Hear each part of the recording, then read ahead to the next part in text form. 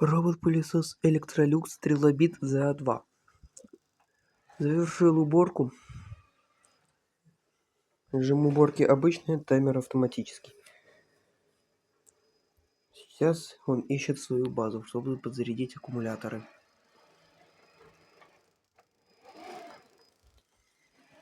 Несмотря на свой возраст, на комнату мне его хватило.